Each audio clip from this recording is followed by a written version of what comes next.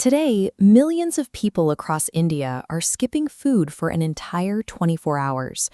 They are doing this without the intention of cutting calories or pursuing weight loss. This cultural practice is known as Vrat. For generations, it has been observed as a religious devotion, a method of seeking blessings, clearing negative energy, and fulfilling wishes through disciplined prayer.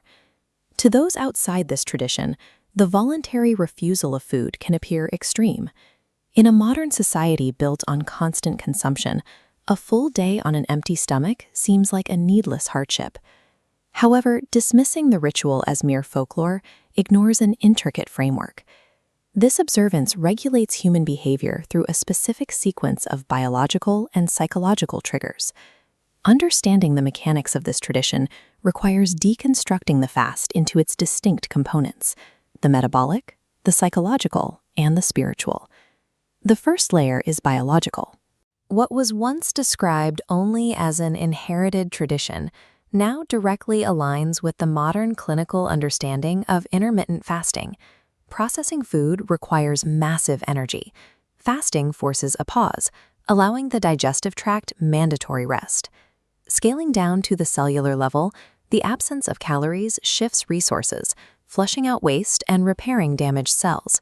This cellular cleanup is the exact mechanism that ancient practitioners were referring to when they spoke of internal purification. Modern medicine offers the precise clinical vocabulary for a biological process that these practitioners have been triggering for thousands of years. Beyond the metabolic shift, the focus moves from the gut to the brain. In this context, fasting becomes a form of active resistance training for the mind. Hunger is a primal urge. Each time a person chooses to ignore it, they are strengthening their ability to override immediate impulses. This continuous friction creates a spike in self-awareness. It forces a person to recognize their automatic habits and the default patterns of consumption they usually follow without thinking.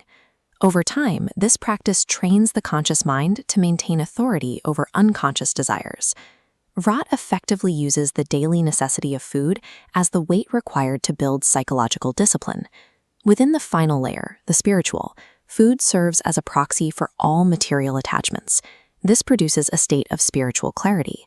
The practitioner achieves internal focus by intentionally detaching from the physical things they usually rely on.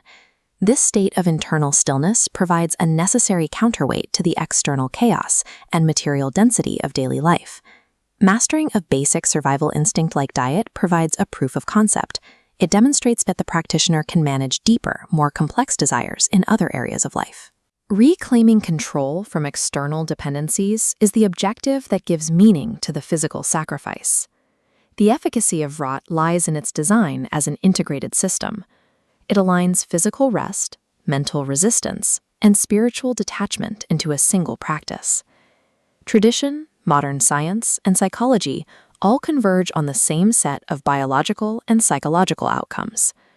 A person does not need to be religious to utilize this framework. Whether viewed as a biohack, a discipline drill, or a spiritual retreat, the act of pausing consumption remains a powerful tool for reclaiming personal agency. Now that the mechanics behind the tradition are clear, have you ever tried a full day of fasting? Tell me yes or no in the comments.